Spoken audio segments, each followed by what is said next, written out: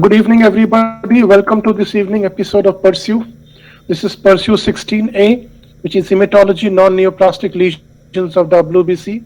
We are streaming live from IPGMER, Kolkata. A very interesting, basic topic for today's discussion, which is non-neoplastic lesions of WBC session 1, which includes structure and composition of neutrophils, eosinophils, basophils, production, distribution, and fate of neutrophil, eosinophil, and basophils, eosinophil and related disorder, basophil, mast cell and related disorder. To speak on that, we have a very bright, young, vibrant pathologist, Dr. Shristi Butta. She is an MBBS with gold medal, MD Pathology honors. Presently, she is a demonstrator in the famous IPGMER and SSKM Hospital, Kolkata. Her areas of interest are cytopathology, hematopathology, and oncopathology. Before I ask Dr. Shristi to start, let me request all of you to keep your mic muted, your camera off, and please don't share your screen. With this, let me request Dr. Shristi, ma'am, please share your screen. Let's start. Yes, sir. It's an honor and privilege, sir, to be a part of this Pursue series. Thank you so much, sir, for giving me this opportunity. I'll just share my screen.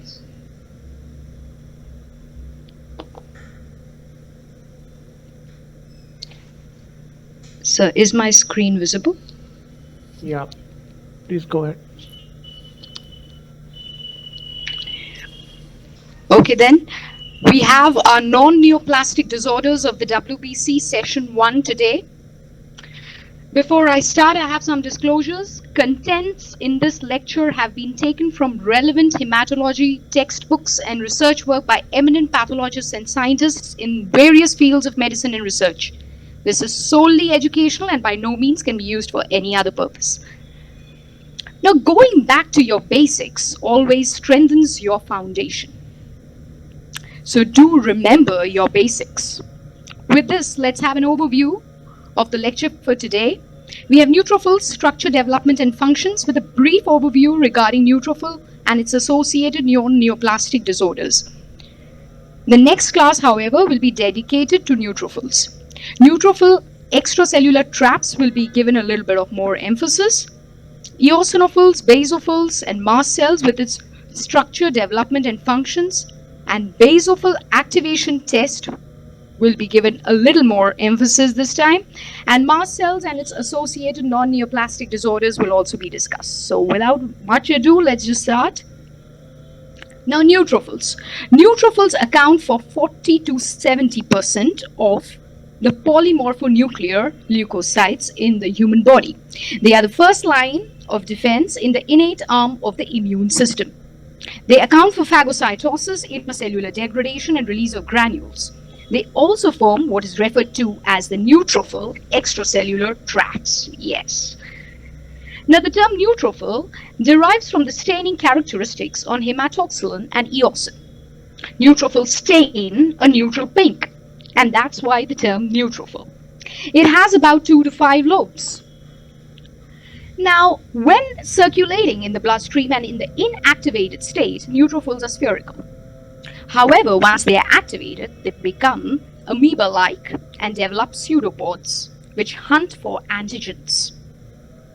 Neutrophils have a Golgi apparatus, which is comparatively small, mitochondria and ribosomes, which are sparse, and a rough endoplasmic reticulum, which is comparatively absent. Up to 17% of the female neutrophil nuclei have a drumstick-shaped appendage, which is referred to as the inactivated X chromosome or the bar body. Okay, so the figure shown alongside here shows you a bar body. Now, neutrophils have an access to the inflammatory site. They have undergone a phenomenon which is referred to as the margination. Okay, and these leukocytes get redistributed closer to the vessel wall. Now, we're just coming to this picture here. You have the endothelium, okay, here, the endothelium, okay. This endothelium has the E-selectin and the P-selectins. So what is the function? The E and the P-selectins are molecules which are expressed on the endothelium, okay, the E and the P-selectins. They are responsible for loose adhesion and rolling. The molecule that is correspondingly expressed on the neutrophil surface is the selectin ligand.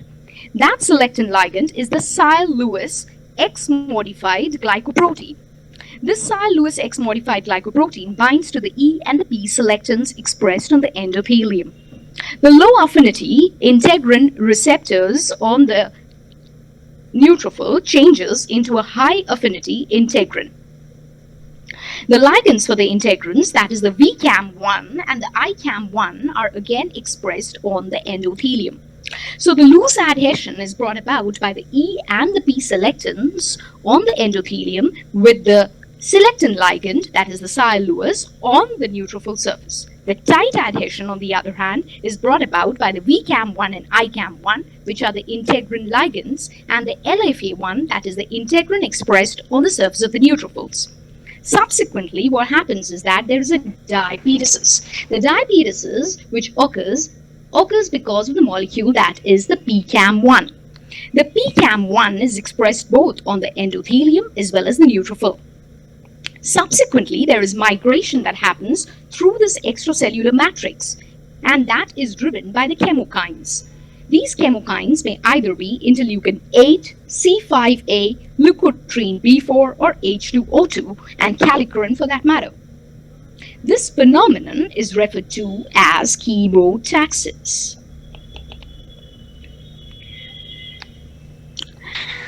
Now, neutrophilia. An absolute neutrophil count defined as the percent of neutrophils in the blood stream in adults ranges from 2,500 to 7,000 neutrophils per microliter. Anything which exceeds 7,700 per microliter, that is, at least 2 standard deviations above the mean, is referred to as neutrophilia.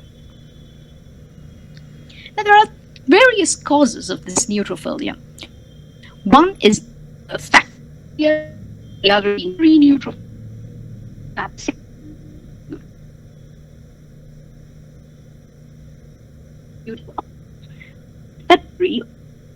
The laboratory settings. Whereas primary neutrophilia basically happens in marrow disorders. That is, they are basically clonal. On the other hand, secondary neutrophilia is basically reactive and responds to a wide variety of stimuli. Now, coming to factitious neutrophilias. Factitious neutrophilia can be seen in the blood samples that are either inadequately anticoagulated with citrate or EDTA-based anticoagulants. That results in what is referred to as the platelet clumping. Okay, and this platelet clumping results in an automated cell counter leading to falsely elevated neutrophil count. A repeat blood sample, however, followed by the examination of the peripheral blood smear, can help resolve this issue. Another possibility is that if you have a precipitated cryoglobins, that is shown here. These cryoglobins that are shown alongside can sometimes be taken by this automated cell counters and can pass through the apertures through which the cell suspensions are drawn, resulting in a spuriously elevated white blood cell or even platelet count. So precipitated cryoglobins in factitious neutrophilia can also result in neutrophilia, Now, coming to glucocorticoids and neutrophils. Endogenous glucocorticoids are one of the factors that promote the maturation of neutrophils in the bone marrow, as is very well known to us. Yes, they promote the maturation as well as favor the mobilization of the neutrophils. This is one of the reasons why response to excessive corticosterone release has been observed under stress conditions and leading to neutrophilia. The biologic basis behind it is that there is demarcation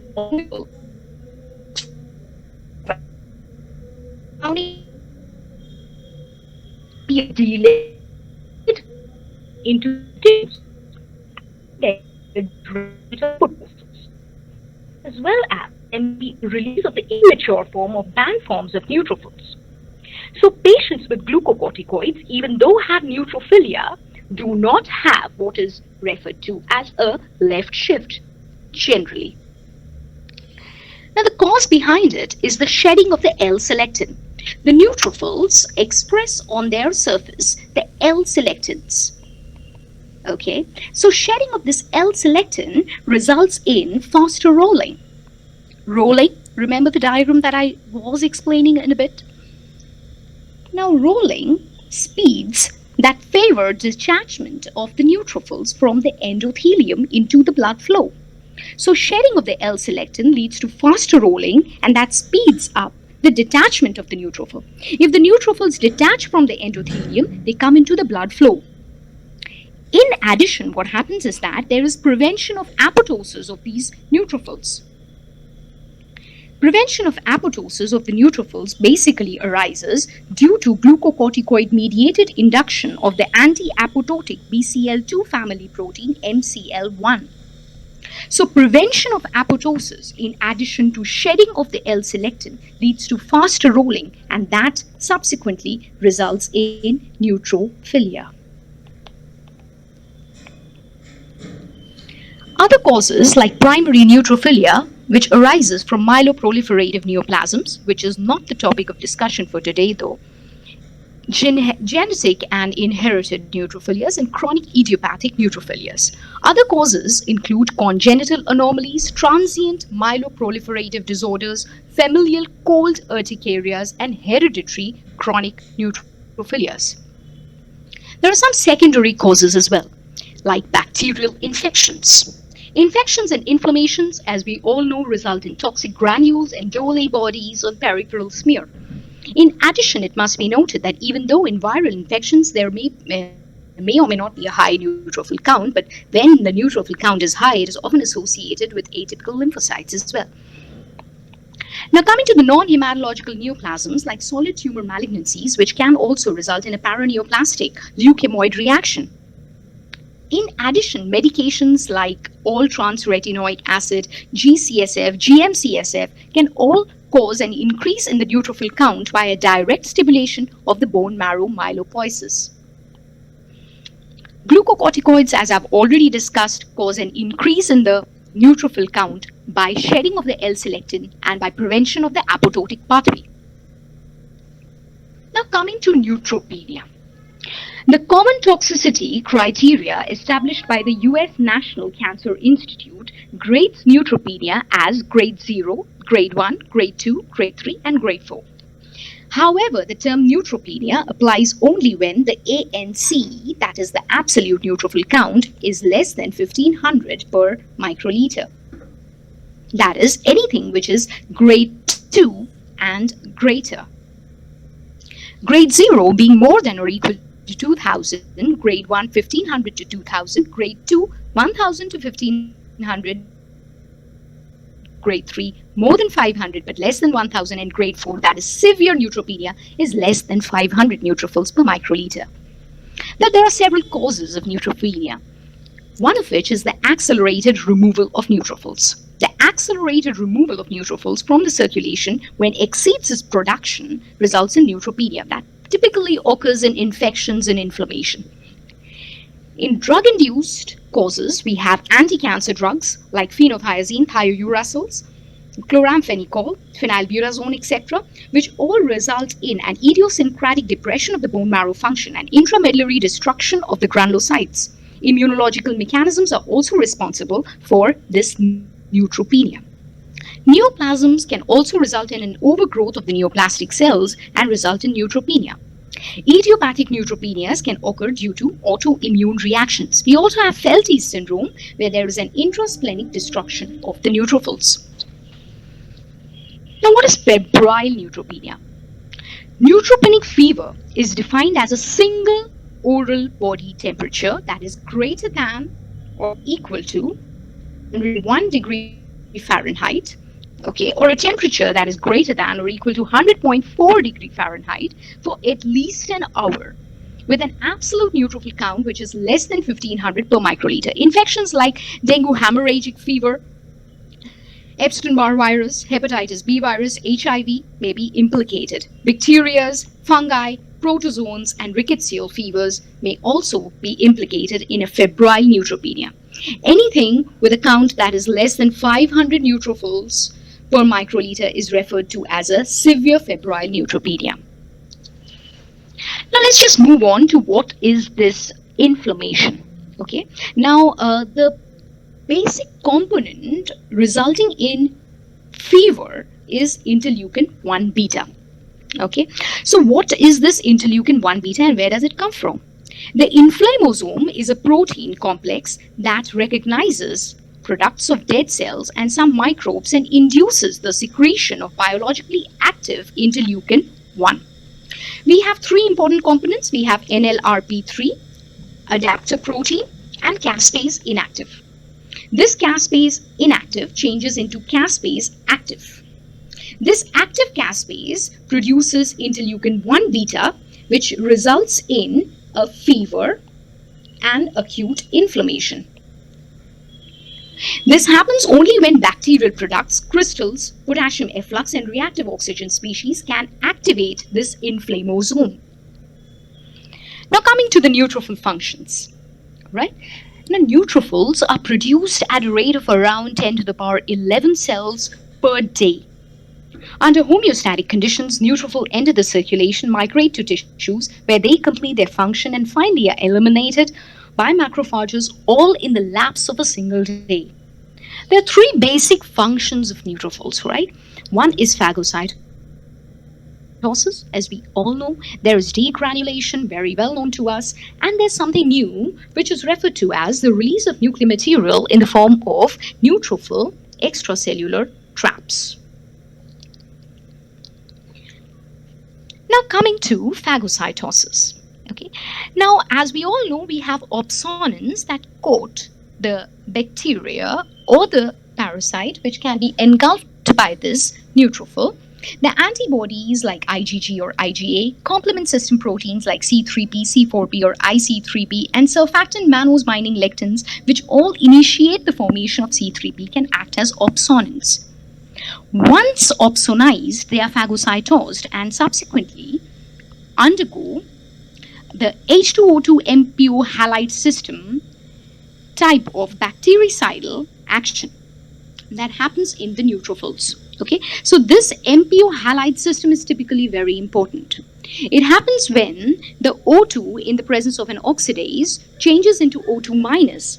That in the presence of superoxide dismutase changes into H2O2, and that in the presence of MPO or myeloperoxidase changes into HOCl. So this HOCl is very important. Okay, this HOCl or the halide system typically is efficient enough to cause a bactericidal action. But besides this, there is another function of neutrophils, which is netosis. We'll just be coming to that in a bit. Now, neutrophils have several granules: primary, secondary, and tertiary. Regarding the primary granules, which are produced in the myelocyte and promyelocyte stages. The azurophilic or primary granules contain myeloperoxidases, bactericidal or permeability increasing proteins, defensins, serine proteases, neutrophil elastase, and cathepsin G. The secondary or specific granules, which are produced in the myelocyte and metamyelocyte stages, typically have granules like alkaline phosphatase, lysozyme, NADPH oxidase, collagenases, lactoferrins, and histaminases. Tertiary granules, which are present in the band cell stage, have granules like proteins with cathepsin, gelatinase, and collagenases. Now, what is the function of these molecules that are present within the granules? Okay, they typically are involved in what is referred to as the netosis. In 2004, we had Brinkman and his colleagues who described a striking observation that activation of neutrophils causes the release of web-like structures. Okay, these web-like structures of DNA and histones that were released were referred to as the neutrophil extracellular traps. Okay, and that resulted in a breakthrough. The reason behind it was the fact that it not only influenced inflammation but also thrombosis, cancer, and autoimmunity. Neutrophil extracellular traps comprise a web of fibers composed of chromatin and serine proteases, including the MMP9. So what is the function of this MMP? We'll be just going in a bit. Yeah. Now coming to matrix metalloproteinases. Matrix metalloproteinases constitute a large family of zinc and calcium dependent endopeptidases implicated in tissue remodeling and chronic inflammation. MMPs are produced by many cell types, including lymphocytes and neutrophils, but in particular by activated macrophages. MMPs are secreted as proenzymes, which are activated by the proteolytic cleavage and regulated by a family of inhibitors, which are referred to as the tissue inhibitor of matrix metalloproteinases. These groups can either be collagenases, gelatinases, stromylysins, or membrane type of MMPs. Okay, just have a look at the chart which is coming up next. We have class 1 MMP, which includes the interstitial collagenases, neutrophil collagenases, collagenase 3. Okay, and the preferred substrates are given alongside. We have the fibrillar collagens, type 1, type 2, and type 3. Class 2, which includes the gelatinases. The preferred subtypes are collagen 4, 5, and gelatin. Class 3, which includes the strolysin 1 and 2. And the non-classified type or the membrane type of MMPs usually target the progelatinase type A. The function of it will be just shown in a few slides later. Okay, we have neutrophil physiology coming up next. We have this neutrophil arising from the hematopoietic stem cell. This hematopoietic stem cell changes into the multipotent progenitor cell. This multipotent progenitor cell then transforms into a lymphoid-primed multipotent progenitors, which subsequently differentiates to produce the granulocyte monocyte progenitors. And then we all know the stages: myeloblast, promyelocyte, myelocyte, metamyelocyte, band forms, and neutrophils. But how does this neutrophil exit the bone marrow? Yeah, that's interesting. Let's see. For a neutrophil to exit the bone marrow, the integrin alpha 4 beta 1, that is the VLA4, and the CXCR4 are downregulated. Note that they are downregulated, while the CXCR2 and the toll-like receptor 4, that is TLR4, are upregulated. The bone marrow stromal cells express vascular cell adhesion molecule 1, that is the VCAM1, which is a ligand for VLA4. Okay, so it's a bit confusing, right? So let me just explain. You have the bone marrow stromal cells, okay, which is producing VLA4 ligand. Okay, so the ligand for VLA4 is being expressed by the bone marrow stromal cells as well as osteoblasts. Okay, and the chemokine stromal derived factor 1, or the SDF1, which is a ligand for CXCR4, is also being expressed by the bone marrow stromal cells. Okay, why are they being expressed? Because they help in the retention of the progenitors in the bone marrow. Otherwise, all the progenitors will appear in the peripheral blood. It is only when they are downregulated that they tend to appear in the peripheral blood. So we have osteoblasts and bone marrow stromal cells producing CXCL12, which keeps the CXCR4 expressing neutrophils in the bone marrow. I hope I made myself clear. It's osteoblasts and bone marrow stromal cells producing CXCL12, which keeps the CXCR4 expressing neutrophils and progenitors in the bone marrow. GCSF induces neutrophil exit by interfering with this CXCR4 and CXCL12 interaction. Outside the bone marrow, the neutrophil production is regulated by a cytokine network, that is interleukin 17. It is produced by T helper 17. Okay, that produces interleukin 17, and that allows for new production.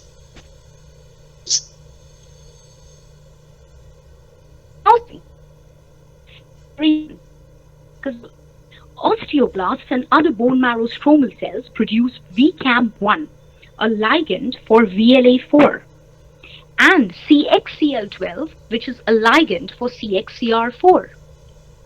That keeps the CXCR4 expressing neutrophil precursors in the bone marrow. Because they are retained by the bone marrow, the progenitors do not appear in the peripheral blood. GCSF induces neutrophil exit from the bone marrow by down-regulating the integrin VLA4 and the CXCR4. Outside the bone marrow, the interleukin 17 is responsible for neutrophil production. Now, the classical view of neutrophils. Neutrophils were considered to be a homogeneous population. But however, the recent view of neutrophils suggests that neutrophils have a phenotypic heterogeneity and functional versatility, which places neutrophils as important modulators both for inflammation and immune responses. Neutrophil heterogeneity. Neutrophils are transcriptionally active cells with the potential to change the expression of several membrane molecules and to produce cytokines. In the absence of any inflammatory signals, they usually die by apoptosis within 8 to 12 hours. However, in cases of infection and inflammation, the period of their lifespan extends up to 1 to 2 days. Neutrophils change their phenotype over time, and that is referred to as aged neutrophils. Aged neutrophils are smaller, have fewer granules, and a granular multilobular nucleus. Now, neutrophilic heterogeneity. There are several neutrophilic subpopulations, especially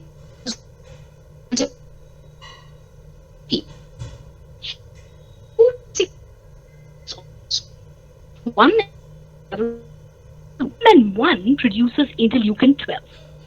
So it is PMN1 which produces interleukin 12, right? And we have PMN2 which produces interleukin 10, right? So what is the difference then? Let's see.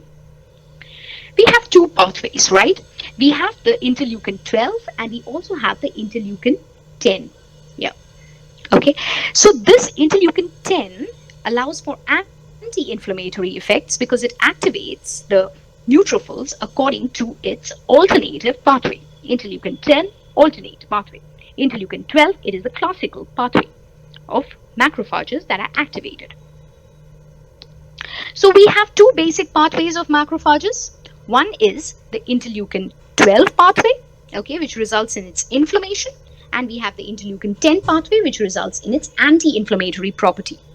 The two pathways are either classical or it is alternate. So you have neutrophils which can activate macrophages both along its classical pathway as well as according to its alternative pathway. Now, inflammatory state induced by obesity. Neutrophils have a role there also. First, the neutrophil release elastase. Okay, this elastase is released by its azurophilic granules. But what is the function of this elastase? This enzyme can destroy the insulin receptor substrate 1. Okay, so elastase typically destroys the insulin receptor substrate 1. That causes insulin resistance and lipogenesis. In addition, during hypercholesterolemia, neutrophils show a primed state characterized by elevated levels of reactive oxygen species, increased release of MPO, and increased expression of CD11B. So what is the implication? The implication is that in hyperglycemia, neutrophils in circulation respond to high levels of glucose by releasing S100 calcium binding protein A8 and A9, which interact with the RAGE, that is the receptor for advanced glycation end product, and induces macrophages and the granulocyte monocyte progenitors in the bone marrow to secrete GCSF.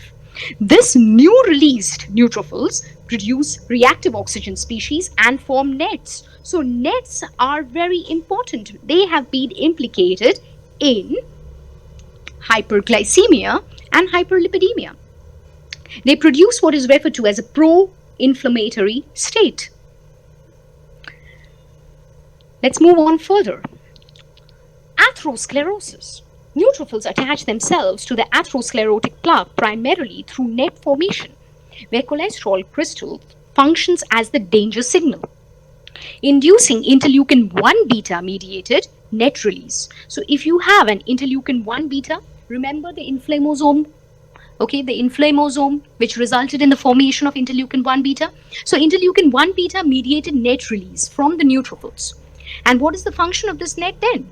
This net produces cathepsin G and cathelicidin related antimicrobial peptide or cramp, which can attract more macrophages and monocytes to the plaques. Nets can directly participate in the rupture of the atherosclerotic plaque, which triggers platelet aggregation and fibrin deposition at the site of atherothrombosis. Now, coming to acute respiratory distress syndrome and NET. Now, this ARDS and COVID-19 SARS-CoV-2 has been around 2 years. We've been just hearing about COVID. So, what is the implication of NET in COVID now? In ARDS, NETs are the key elements in immune thrombosis, where they provide a stimulus and a scaffold for thrombus formation, endothelial damage, and organ dysfunction. Elevated circulating markers for NET, remember, elevated circulating markers for NET are prognostic indicators for respiratory support requirement and survival in patients with coronavirus disease. Circulating NET markers of inflammation have correlated well with markers of endothelial and inflammation damage in COVID-19 like IL-6, CRP, and D-dimer. So what are these NET markers? What are these NET markers? Okay, now this is a gray area of interest now for all young scientists. Notably, the assays quantifying the circulating H3 citDNA, okay, that is the nucleosomal citrullinated histone H3, the neutrophil elastases, and the cell-free DNA. They are the markers which have been validated in the human plasma serum, and easily accessible for allowing a potential clinical implication. Let's see how. Targeting netosis is therefore very important, as it can open up newer avenues for promising therapeutic strategies in COVID-19. Endogenous deoxyribonucleases dismantles the NET and NET-driven thrombosis. Removal of this NET via recombinant DNase infusion might improve microvascular perfusion in COVID-19 patients. So neutrophil targeted therapy, a paradigm shift, right? Targeting netosis to reduce immunothrombosis in COVID-19 patients. Neutrophils. Now, neutrophils have other types as well, like myeloid-derived suppressor cells. These myeloid-derived suppressor cells are a type of neutrophils. They are the immature precursors of neutrophils, okay, and they are produced in patients with different types of cancer. The myeloid-derived suppressor cells exert an immunosuppressive phenotype that supports the tumor progression. For this reason, they were named as myeloid-derived suppressor cells because of the immunosuppressive phenotype. We also have another type of neutrophil which is called as the low-density neutrophils. The neutrophil is very important because they have the potentiality to express neutrophil-derived matrix metalloproteinase, that is the MMP9. So what is the function of this MMP9? This MMP9 has critical roles in degradation of the extracellular matrix, and it facilitates tumor invasion. Positive contribution of NETs on tumor progression and metastasis.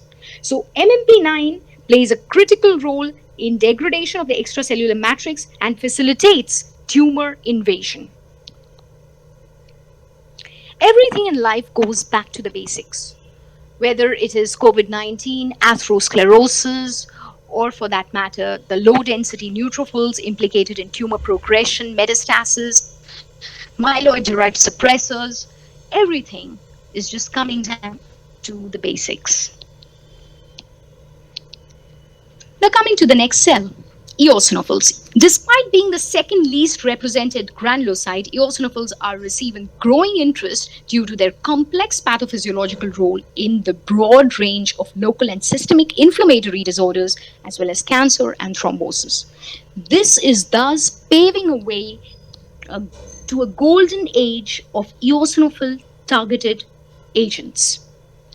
Along with mast cells and basophils, they also play a critical role in allergy and asthma. These cells are eosinophilic or acid-loving due to their large acidophilic granules. Okay, the eosinophils, everybody knows how they look, right? Okay, now coming to the eosinophil production. Who produces eosinophils? Yes, they are produced by the CD34 pluripotent hematopoietic stem cells, right? But what is the signal responsible for it? We have the T helper 2 cells and the ILC2. Okay, the ILC2 is the type 2 innate lymphoid cell. This type 2 innate lymphoid cell, they are derived from a common lymphoid progenitor and belong to the lymphoid lineage. These cells lack specific B or T cell receptors because of the lack of the recombination activating gene. The ILC2 produces type 2 cytokines like the IL-4, 5, 9 and 13. Okay, 4, 5, 9 and 13, of which 5 is very important. 5 because 5 controls the development of eosinophils in the bone marrow. So that is why it is very important. So T helper 2 and ILC2 cells both express the transcription factor GATA3. Okay.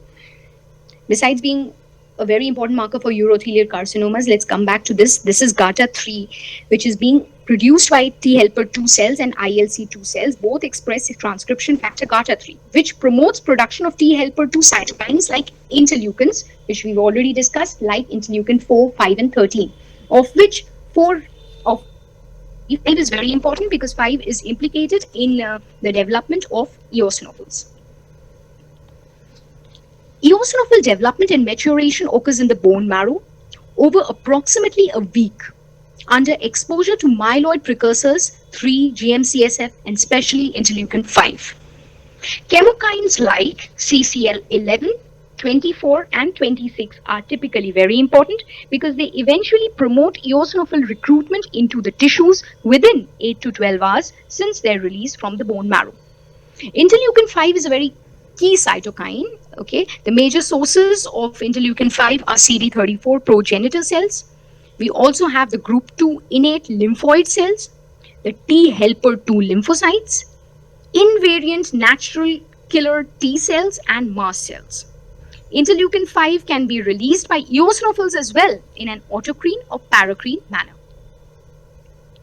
Now, coming to this picture here, we have interleukin 3, GM-CSF, and interleukin 5. Okay, so they are going to bind to the eosinophil. The common beta chain that is there as the receptor, and there's an alpha chain which changes for all the three. The interleukin 5 is typically very important because it binds to the receptors on the eosinophils and allows for its development. Eosinophil, once it develops within the bone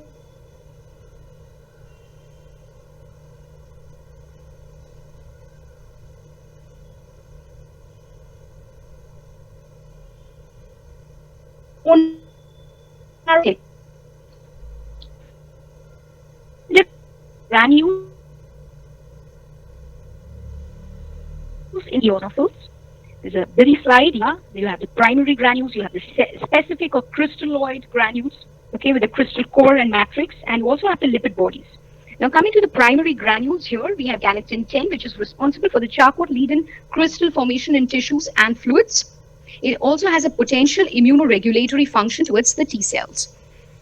The specific or the crystalloid granules, okay, which contains the major basic protein. We also have the eosinophil-derived neurotoxins, eosinophilic cationic proteins, the eosinophil peroxides, okay, and we also have the lipid bodies containing the leukotrienes and the prostaglandins and thromboxane. The major function of major basic protein is disruption of the lipid layer and increasing membrane permeability. It is also a component of what is referred to as the eosinophil extracellular traps. What are these? We have slides next coming up for that. Okay, we have basophils, neutrophils, and mast cell activation and degranulation, which is again dependent on this major basic protein, which is also neuroprotective and also undergoes epithelial activation and expression of tissue remodeling factors. Increases smooth muscle reactivity, inhibits M2 muscarinic receptors. The matrix contains the eosinophil-derived neurotoxins and eosinophilic cationic proteins with eosinophilic peroxides, okay, which have a role as an RNase. So therefore, they have an antiviral role in single-stranded RNA viruses. They're also cytotoxic. And we also have the arachidonic acid derivatives here, which are implicated in both acute and late hypersensitivity reactions and also have a role in airway remodeling. Now, granule release. How do these granules release from the eosinophils? Now, besides eosinophils, it's the same mechanism that is followed by all other granulocytes, just showing piecemeal degranulation. Now, piecemeal degranulation is characterized by progressive and selective release of these granule content with the help of small vesicles in the absence of any fusion with the granules or plasma membrane. So you have the granules and they are the granules just being released. Okay, so there is no fusion of the granules amongst themselves or with the plasma membrane. When the granule fuses with the plasma membrane and gets released, phenomenon is F2. So,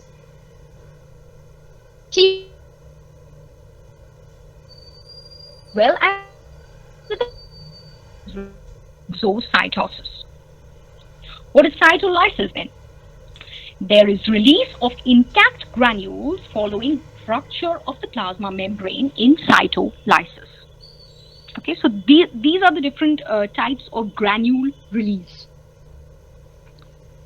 Now, coming to the function of eosinophils. Eosinophils, besides having their role in allergy and asthma, also have a role in phagocytosis, cell killing, and antigen presentation.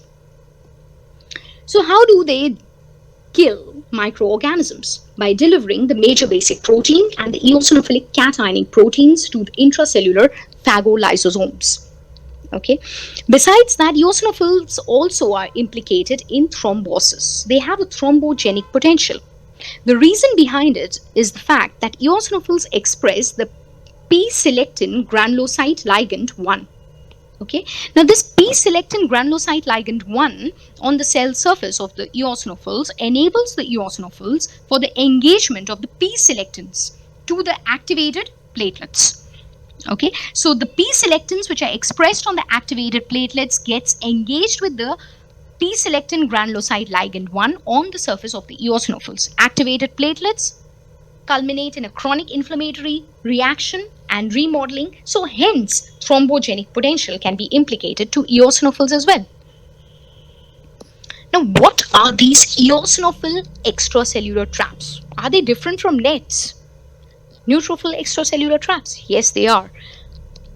The reason behind it is that they are mitochondrial. Okay, unlike the neutrophil extracellular trap, which is composed of nuclear DNA and histones.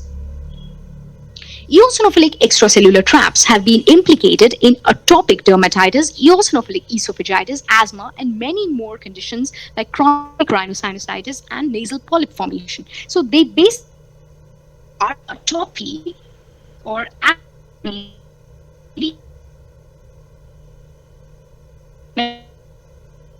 lot of autoimmunity as generated by production of MMP9. Remember, it breakdown of the extracellular matrix by nets. Now, what is eosinophilia? When an eosinophil count exceeds 450 to 500 cells per microliter, it is referred to as eosinophilia. Anything which is above 1500 cells per microliter is referred to as hypereosinophilia. There are several conditions, one of which is parasitic infection, autoimmunity, collagen vascular diseases, SLE, malignant diseases like eosinophilic leukemia, clonal hypereosinophilias, Hodgkin's disease. We also have a newer thing called as a lymphocytic variant hypereosinophilia. We also have skin conditions, dermatitis, Addison's disease, and other causes of low corticosteroid production, which suppresses eosinophils, reflux esophagitis, eosinophilic esophagitis, and drugs like penicillin. So what is hypereosinophilia? I was already discussed. Eosinophil count above 1500 per microliter is referred to as hypereosinophilia. Hypereosinophilic syndrome, on the other hand, is a condition where there is a sustained elevation of eosinophil count above 1500 per microliter that is associated with evidence of eosinophil-based tissue injury. Okay, so that is the hypereosinophilic syndrome. However, if you have a clinically silent case associated with hypereosinophilia, then that is referred to as hypereosinophilia of undetermined significance. The General Hematology and Hematology Oncology Task Forces for the British Committee for Standards of Hematology, that is BCSH standards, classifies hypereosinophilia into three types. One is the primary or the intrinsic hypereosinophilia, okay, where you have neoplastic eosinophils. Remember, they are neoplastic, it's clonal, it is primarily and intrinsic to the eosinophil lineage specific, okay. So neoplastic eosinophilias are primary. Secondary, on the other hand, is a condition where you have other conditions implicated like parasitic or inflammatory disorders, lymphoid malignancies, unrelated to eosinophils. That is extrinsic to eosinophil lineage is secondary. Idiopathic, obviously, when the cause is unknown to us. So primary, as I've already said, it may be a myeloid or stem cell neoplasm, it may be myelodysplastic syndromes, systemic mastocytosis, all are clonal. Okay, all are clonal. On the other hand, secondary hypereosinophilias where you have infections, maybe parasitic, fungal, viral, atopy like eczema, allergy, asthma, medications, maybe antibiotics, NSAIDs, anti-epileptics, DRESS. Okay, DRESS, we'll be going into it in a bit. Now, coming to the GI diseases like eosinophilic esophagitis, gastroenteritis, inflammatory bowel diseases, lymphocytic variant eosinophilia, we'll be going into that. Immunodeficiencies, rheumatological conditions, and others like adrenal insufficiency and graft versus host diseases, solid organ transplantation, sickle cell anemia, etc. So they're all polyclonal, remember. Secondary hypereosinophilias are non-clonal or polyclonal, and they are the pathogenesis basically is the fact that there is release of cytokines like GM-CSF, interleukin 3 and 5. That causes the bone marrow precursors, that is the colony-forming unit, to proliferate and mature into eosinophils. That promotes the release of bone marrow eosinophils into circulation. Stimulates circulating eosinophils to enter into tissue and release injuring agents. These cytokines, okay, of which remember interleukin 5 is very important in the development of eosinophils, as I've already discussed. So these cytokines may be released by the diseased cells, or the diseased cells may cause the release of these cytokines by the non-diseased cells, surrounding cells. Now, eosinophilic non-neoplastic conditions like atopic dermatitis, which is an inflammatory disorder. Here you have these skin conditions. It's atopy. It is characterized by epithelial dysfunction and parakeratosis. IgE is usually elevated in atopic dermatitis, like all other allergic conditions. Now, chronic spontaneous urticaria is another condition. It's a heterogeneous mast cell-related disorder characterized by recurrent flares of alveoles as well as angioedema for more than 6 weeks, generally triggered in the absence of clear offending agents. Histological evidence suggests that eosinophils are abundant along with mast cells and expanded vasculature at the sites of skin lesion. Now, what is DRESS? Okay, that we were talking about. That's a drug reaction with eosinophilia and systemic symptoms. So you have maculopapular rashes that develop with multi-organ failure. Liver and kidney are most frequently involved, and the drugs that are typically involved in this case are the anti-epileptic drugs and antibiotics like ampicillin, linezolid, tapsone, nitrofurantoin, trimethoprim, vancomycin, rifampicin, isoniazid, etc. So according to the current pathogenic paradigm, drug-specific CD4 plus T cells activate and promote CD8 plus mediated immune responses towards different tissues. So 4 plus T cells activate and promote 8 plus mediated immune responses. Now coming to the gastrointestinal symptoms, or rather gastrointestinal manifestations of eosinophilic inflammation. There is a term called as the eosinophilic esophagitis. Now that is a condition where the eosinophil count is elevated, that is more than or equal to 15 eosinophils per high power field. More than 15 eosinophils per high power field, right? Eosinophilic gastroenteritis, when eosinophilic infiltration to the gastrointestinal tract, which may be mucosal, muscular, or serosal, is more than 20 per high power field. Okay, so that is the term called as eosinophilic esophagitis and gastroenteritis. Eosinophilic colitis and proctocolitis, now that is a condition, an inflammatory condition, which typically affects children in the first few months of life, and the disease basically is considered to be an IgE mediated and cell mediated hypersensitivity reaction to food, especially to cow milk proteins that constitute the pathogenic determinant of this disease. Okay, the eosinophilic infiltration in the lamina propria is more than 5 eosinophils per high power field. Now, eosinophil related respiratory diseases. Okay, now that is very important because eosinophilic infiltration in the chronic rhinosinusitis, nasal asthma is all known to us, right? But how does that happen?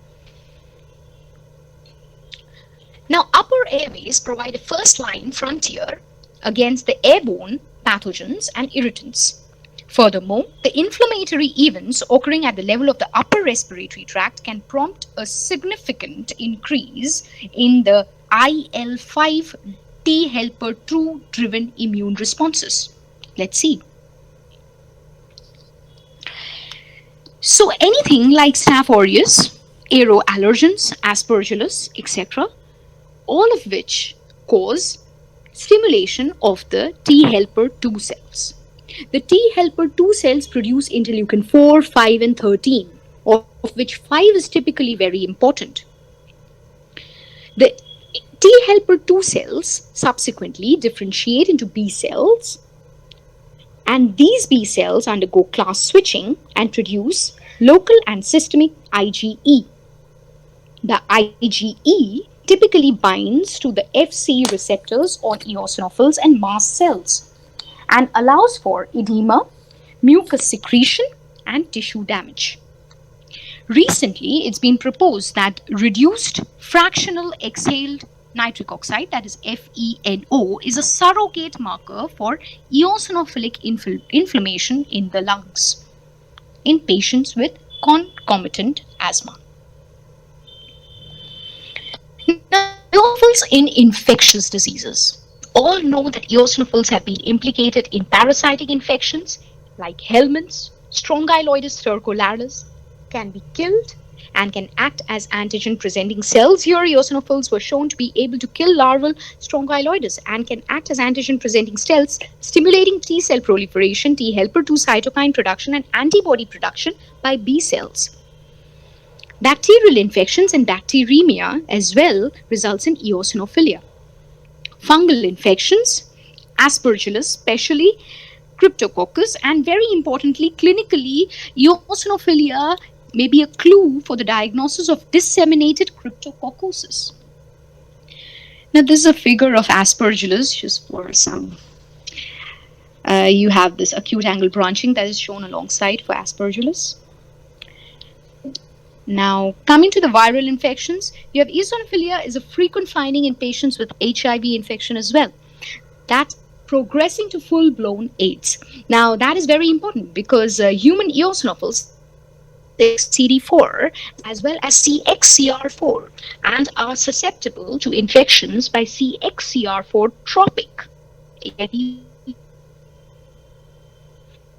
Something very interesting is lymphocyte variant for eosinophilia. Now, this is a condition resort to the expansion of cytokine producing aberrant clonal population of a T cell phenotype.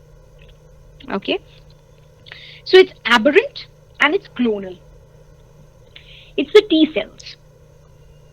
The T helper 2 cells produce interleukin 5, 3, 5 and 13, right? So it is important to note that 5 is very important because 5 is implicated in eosinophilia. In addition, these T cells are aberrant. Why? Because they are either CD3 negative 4 positive, 8 negative 3 positive 4 positive, CD7 negative but 3 and 4 positive, or it is CD2 negative but 3 and 4 positive. So this disorder is usually indolent but infrequently progresses to T cell lymphoma and Sézary syndrome. Okay, so that is why it is very important to understand that this patient has a lymphocyte variant hypereosinophilia. The criteria for diagnosis is a long-term hypereosinophilia.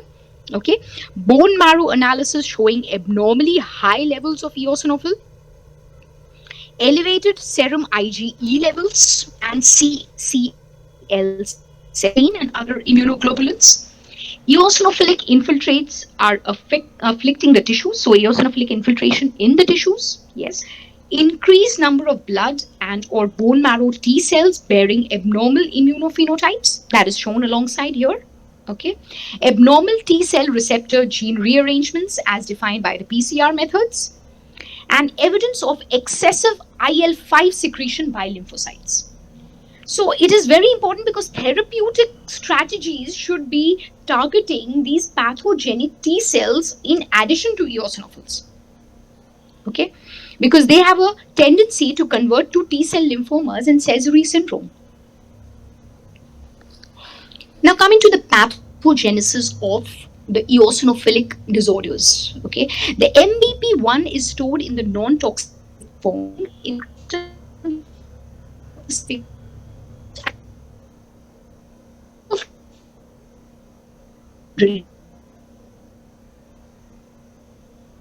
supports a non-select cytotoxicity against bacteria, parasites, and host tissue. MBP1 is found extracellularly in large amyloids consecutive to massive eosinophil infiltration and degranulation.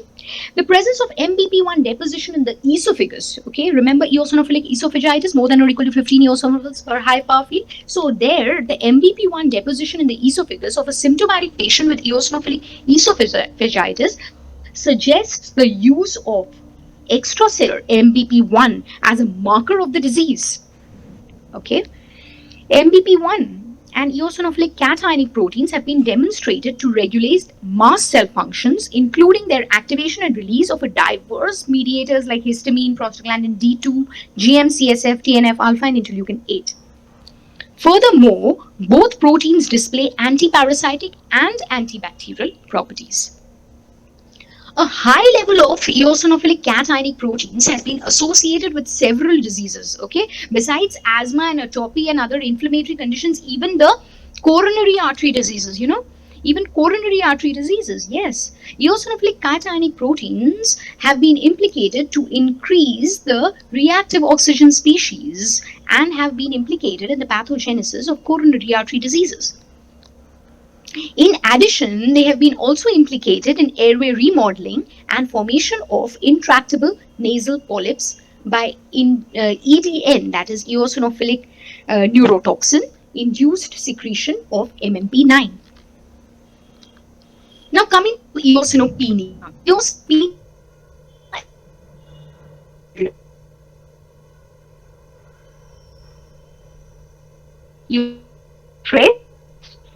as well as adrenal epinephrine administration.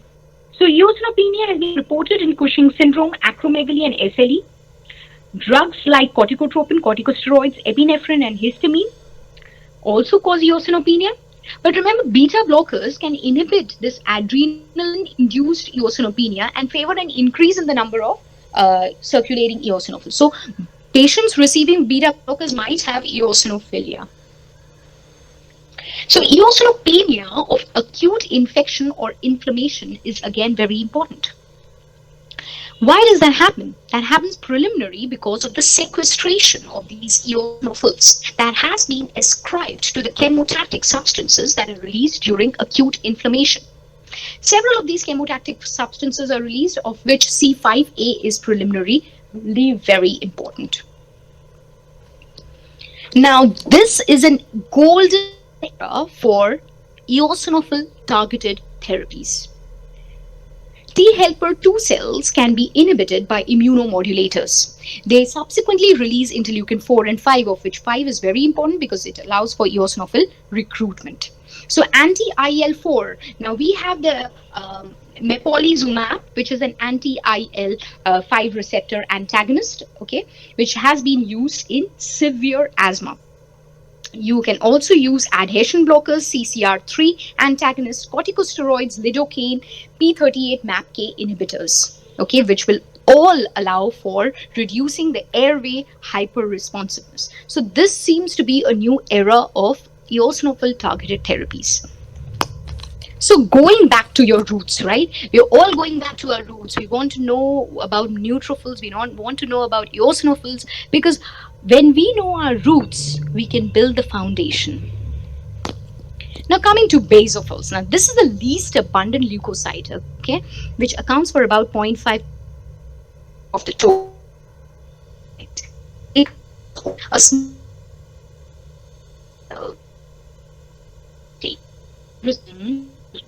inflammation can mobilize into the spleen, lung, and liver. Now, basophils and mast cells are two sides of the same coin. So, what is the difference between the two? Yes, we'll go into that. Before that, basophils have this metachromatic staining, okay, which can be seen because of their cytoplasmic granules with Wright's, Giemsa, or toluidine blue. So, this is the toluidine blue stain shown alongside. Okay, basophils can be phenotypically identified by immunohistochemistry and flow cytometry by their Fc epsilon receptors, CD123 positive, though they are CD303 negative. Now, derived from the CD34 positive myeloid hematopoietic progenitors in the bone marrow, basophils are phenotypically and functionally distinct from other leukocytes, including mast cells. Mast cells reside in tissues, whereas basophils reside in circulation and can be recruited to the tissues. A key distinction from mast cells is the lack of CD117. Okay, so basophils lack CD117. They are CD117 negative. On the other hand, they show a high expression of CD123. In vitro derivation of mast cells occurs when CD34 cells are cultured, okay, with stem cell factor. This happens in vivo as well. When CD34 progenitors bind with the stem cell factor in the presence of IL-6 produced by the T cells, then in that case there is production of mast cells. On the other hand, when basophils, okay, are produced, then the CD34 cells are cultured with IL-3 in the absence of stem cell factor. So the presence of stem cell factor allows for the synthesis of mast cells in the presence of IL-6, whereas IL-3 in the absence of stem cell factor allows for the synthesis of basophils. Basophils contain histamine, yes, very important. They also contain other substances. We'll be just going into that. Now, stimuli for activating these basophils is allergens, HIV, helminths, ligands for TLR2 and 4, and IgD immune complexes. Basophil degranulation is largely restricted to signals induced by Fc epsilon receptor cross-linking or anaphylatoxins like C5a and IL-3. It is very important that IL-3 synergistically acts with IL-33, okay, and that allows for basophil synthesis of cytokines. The only negative regulator of basophils is type 1 interferon, okay.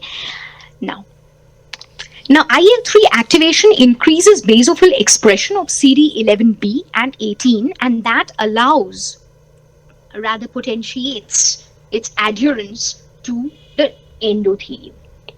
Okay, so it adheres to the endothelium and subsequently is released. Basophils can also release platelet activating factors in response to stimulation by IL-3. So IL-3 is typically important for basophils. So summarizing the production of basophils, we have IL-3, which synergistically acts with IL-33, activates the CD34 cells and reduces the basophils. Basophils express Fc epsilon receptors, CD123 and 303 are negative. The only cytokine reported to negatively regulate basophil production is type 1 interferon. IL-3 activation increases basophil expression of 11B and 18 and thereby allows it to adhere to endothelium. Peripheral blood basophils from normal human subjects respond chemotactically to the complement component C5a and basophil chemotactic factors released by the T cells. Basophils readily produce IL-4 and direct the development of IL-4 producing CD4 cells. Okay, so CD4 plus T cells thereafter stimulate the B cells to produce antibodies. So this is the complete thing about basophils, right? Now coming to basophil activation test. Now this is a new thing, right? Now basophil activation test is a flow cytometry based test that can be performed on peripheral blood. Yes, basophils can be gated as 123 positive, Fc epsilon receptors positive and CD303 negative. The basophil activation state is determined by basophil expression of CD69 and CD63 and CD203C. So let's see what happens. In a resting basophil, you have CD63. Okay, this CD63 is a glycoprotein that is expressed in the membrane of the cytoplasmic granules of basophils. Okay, under the resting condition. CD203 on the other hand is a glycosylated transmembrane molecule. Basophils express low levels of CD203 which is increased when basophil is activated and may correspond to its piecemeal degranulation. So when an allergen comes, what happens? There is an increased expression of CD63 now from the cytoplasmic granules on the membrane. In addition, what happens is that the CD203 is also upregulated and there is piecemeal degranulation. So upregulation of CD63 and 203 are very important for basophil activation test. But what is the use of this test? The clinical use is in allergy, drug allergy, food allergy, respiratory allergens, chronic urticaria, etc. So now from the skin prick test that has been, or the patch test that we are using for allergy, okay, we can now go in for a flow cytometry based basophil activation test. The whole blood, that is the basophil activation test, is usually done in heparinized blood. Because other anticoagulants like EDTA or acid citrate dextrose can prevent basophil degranulation. Priming of basophils with IL-3, because IL-3 is the priming agent for basophil, it is required for basophil degranulation. So IL-3 can potentiate the degranulation, okay, and allow the expression of CD63, okay. However, it also causes a non-specific upregulation of 203. So keeping that in mind, we should go in for priming the basophils with IL-3. Now, role of basophils in other clinical conditions like autoimmunity. Okay, the proposed model is that the IgE anti-dsDNA or dsDNA immune complexes bind to basophil epsilon receptors. Okay, so IgE is binding to its corresponding receptors. That causes the basophil activation with homing to the lymphoid organs. So it homes in to the lymphoid organs, where the activated basophils produce IL-4. So homing of the basophils to the lymphoid organs allows it to produce IL-4. Okay, once this IL-4 is produced, that promotes the T helper 2 driven adaptive immune response and produces what is referred to as autoantibodies. So basophil has a role even in autoimmunity by allowing the production of autoantibodies by T helper 2 cells. Now infections. More recently, basophils have been implicated in the initiation of T helper 2 immune responses within the lymph node and by enhancing the B cell class switching and subsequent production of antibodies. Basophils are the primary source of IL-4 in vivo, though IL-4 is also produced by CD4 plus T cells or the T helper 2 cells, but it is important to note that besides that, basophils are the primary source. Basophils immediately secrete IL-4, whereas CD4 plus T cells must undergo rounds of differentiation to express IL-4. Basophilia is the term when the absolute basophil count exceeds 200 per microliter. It may occur in a wide variety of conditions like infections and inflammations like tuberculosis, chickenpox, smallpox, influenza, autoimmune conditions as I've already discussed like ulcerative colitis and rheumatoid arthritis, CML, myelodysplastic syndromes, and other clonal disorders, okay, which are the neoplastic disorders, not in this seminar, as well as hypothyroidism. Now, mast cells.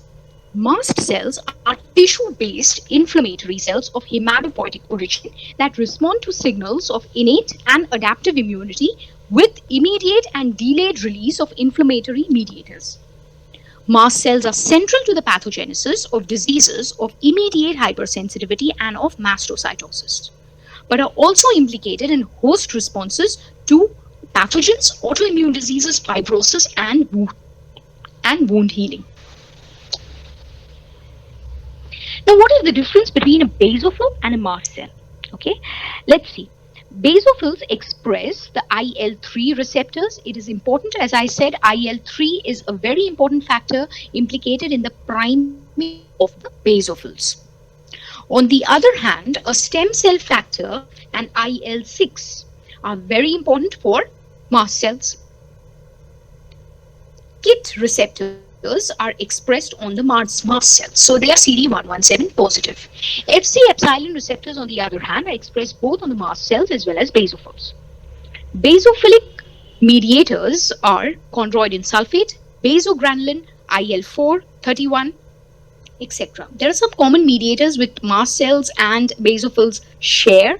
They are the histamine, granzyme B, leukotriene C4, PAF, IL-3, 13, etc. Mast cell mediators like heparin, tryptase, and chymase are again very important because they are the ones which divide mast cells into two types. Now, mast cells are about 20 micrometer in size. They are ovoid and irregularly elongated cells with an ovoid nucleus and contain abundant metachromatic granules like basophils. The metachromatic granules stain with tryptase and chymase. Okay, so tryptase is the stain that is shown alongside here. Okay, and the mast cells can either be MCT type, okay, or they can be MCTC type. MCT type mast cells, okay, are present in the mucosa of the respiratory and gastrointestinal tract and increase in mucosal inflammation. MCTC type, on the other hand, are present within the connective tissues such as the dermis, submucosa of the gastrointestinal tract, heart, conjunctiva, and perivenous tissues. They produce both tryptase and chymase, whereas MCT type produces only tryptase. Development and trafficking of mast cells. Mast cells arise again from CD34 pluripotent progenitors like basophils, just that the receptors are different. Mast cell precursors circulate in the blood and home to the tissues where they mature. Okay, mast cell maturation of precursors in the tissues is dependent on a very important factor which I've already discussed, that is the stem cell factor. So mast cells are produced when CD34 cells, okay, are primed with IL-6, yes, and stem cell factor. So that is your mast cell. On the other hand, when I'm talking about basophils, please look at the slide below. Then that is CD34, okay, with IL-3, yes, very important, but absence of stem cell factor. So stem cell factor is expressed on the surface of the fibroblast, stromal cells, and endothelial cells through binding to the KIT receptors on the mast cells. Mast cell phenotype and behavior is altered by cytokines like IL-4, 5, and interferon gamma. IL-4 is the one which upregulates the expression of Fc epsilon receptors. IL-5 promotes proliferation in the presence of the stem cell factor. On the other hand, interferon gamma decreases mast cell numbers. Remember, interferon gamma is produced by the T helper 1 cells. Now, mast cells and wound healing. Mast cells are important immune cell type in skin and play an active role even in wound healing. So when there is an injury, neutrophils come to the site within 24 hours. That's the inflammatory state. Okay, but what happens is that there is vascular permeability which increases with the help of the protein present in mast cells called as the histamine. This histamine is released by the activated mast cells. Okay, there is also a degradation of the extracellular matrix produced because of the MMPs released by the mast cells as well as the neutrophils by their neutrophilic extracellular traps. In the proliferation phase, collagen synthesis and fibroblast proliferation occurs. The alpha SMA levels are upregulated. This alpha SMA, remember, is produced by the myofibroblasts. Okay, so in when the macrophages, the F2 pathway of the macrophages, all in U10, and that supposedly results in the formation of TGF beta, and that causes fibrosis. Okay, so fibroblast proliferation occurs here in the proliferation phase. Okay, and then you have the angiogenesis, which is again mast cell driven, mediators like tryptase, histamine, and VEGF. Okay, which is implicated in the angiogenesis. In the final phase of the healing, the alpha SMA, which is released by the myofibroblast, results in contraction and increased collagen cross-linking. So now coming to mast cells and hypersensitivity. Type 1 hypersensitivity reactions have been implicated as a very important phenomenon in mast cells. Okay, so when you have antigens, they are presented by the antigen presenting cells. Okay, and they stimulate the T helper 2 cells, which stimulates the B cells, which undergoes class switching, produces IgE. This IgE thereafter binds to the Fc epsilon receptors on the mast cells.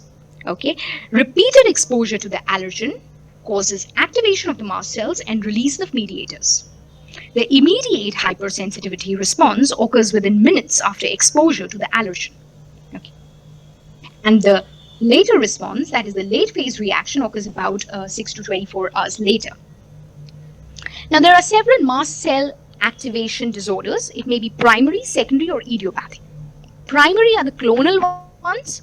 Okay, remember the clonal ones are not today's subject though. We have mastocytosis and we have the monoclonal mast cell activation syndrome. Mastocytosis can either be cutaneous or systemic.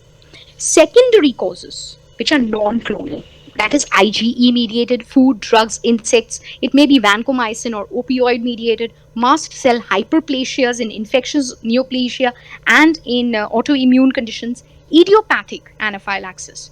Idiopathic mast cell activation syndrome are the idiopathic causes.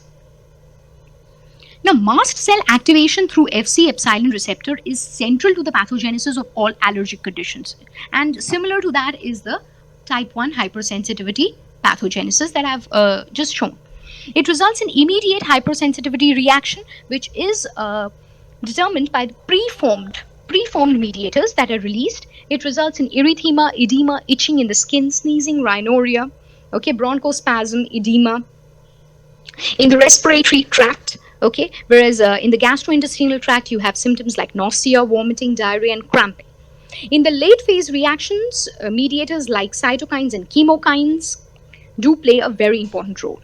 Late phase reactions are characterized by edema and leukocytic influx and may play a role in persistent asthma. Pathological excess of mast cells have also been seen in clonal disorders like mastocytosis, where there are activating mutations in KIT. Mediators of mast cells like histamine, prostaglandin D2, and platelet activating factors have been implicated in symptoms like headache, hypotension, urticaria, with or without angioedema. Okay. You also have prostaglandin D2, which results in mucus secretion, bronchoconstriction, and vascular instability.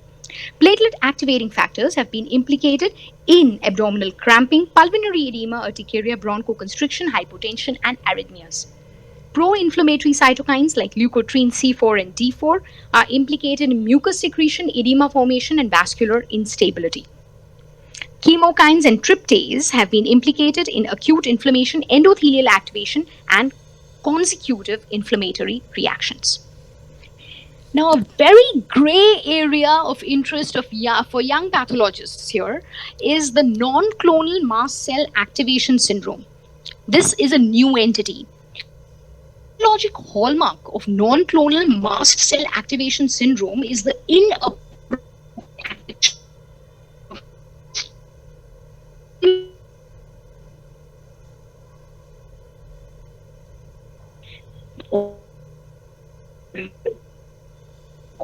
threshold for the activation of mast cells. Aberrant expression of receptors and mediators shifted towards an allergic immune response, or changes in the tissue environment that affect the expression and function of the mediators.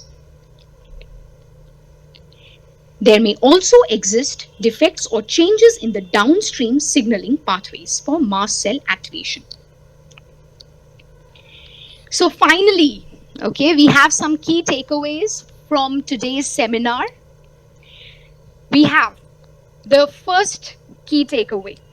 Neutrophils are the most abundant cell type in the human body, and phenotypic heterogeneity and functional versatility makes it unique.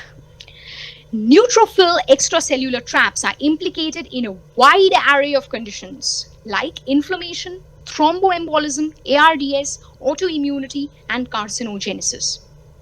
Eosinophil extracellular traps are unlike the neutrophil extracellular traps, as they are mitochondrial rather than nuclear. Eosinophil extracellular traps are implicated in atopy, asthma, and inflammation. With the discovery of mepolizumab, a newer generation of drug targeting eosinophils is underway. Basophils and mast cells are two sides of the same coin. And very interestingly, basophil activation test is paving a new way to ascertain allergies and atopy by flow cytometry. Thank you so much for your patient hearing. I hope I had something to say, something new. Now, that's it. Thank you so much. Thank you so much. Thank you so much, sir. At the very outset, let me say an excellent presentation. Wonderfully done, and I hope the big bosses of the state are seeing we have a new star coming up. Wonderfully Thank done. you, sir. Excellent go, very well presented, very well compiled, very hard work. We can see that with what all has been taught and what all has been put in, with the references and the amount of hard work you have taken in to put it up. You can stop presenting so that we can see you. You can put your video on so that we can see you and everybody can Yes, see sir. you. And then you can... Thank you, Shristi. Excellent presentation. That's Thank your you boss, so much, Dr. ma'am. Mamata Di. Thank you, thank you, thank you. Thank you so much, madam. Dr. Manoj Gupta is saying very nice presentation. Thank Excellent you, presentation, Dr. Shristi. Very, very well done. You have Thank a you, very sir. bright future, and we can see you, and we will be having you here as well as in other forums to speak on various topics. Very well done. Thank you so much, sir. Thank you, sir. And we will send you the recorded version of this entire thing for you to Yes, have a sir, look, yes. and we'll share it with everybody on the Google Drive and as well as everywhere, so that people can learn from this. As you Thank know, you that so this much, sir. platform which we have is primarily trying to compile topics into a audio visual digital encyclopedia, which is being viewed by people across the globe. By Yes, sir. tomorrow Yes, morning, sir. there will Yes, be more sir. than 1,000 people who will be must have watched your video and would have learned from it.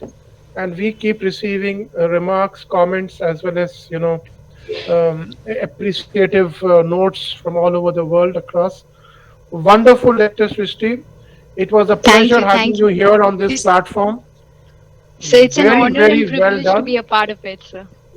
No, the honor and privilege is all ours for a person No, like sir, you it's all giving mine. such a wonderful presentation. Wonderful. Thank Yes. you, sir. Thank you, sir. Very, very, very well done.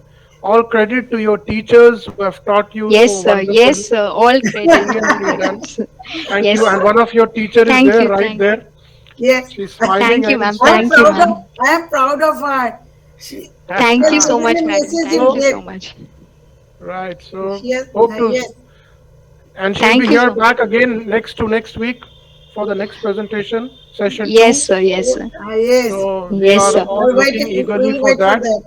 Mm. Right. Okay, then Yes, sir. take care, everybody. Good night. Thank God you. bless you, Good night. Srishti. Well done. Thank you. Thank you, sir. Thank you, ma'am.